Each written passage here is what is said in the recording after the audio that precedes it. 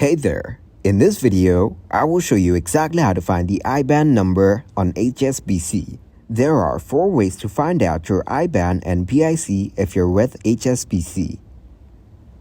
Firstly, the easiest and quickest way is by logging in onto your mobile banking app or mobile banking. Just follow these steps.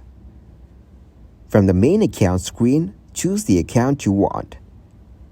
Here, go to Statements.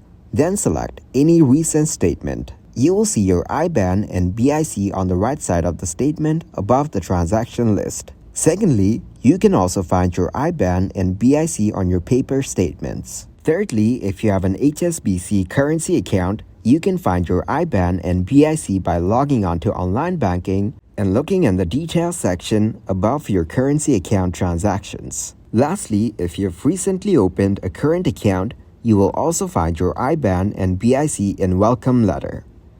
Thank you very much for watching, and don't forget to like the video and subscribe to the channel.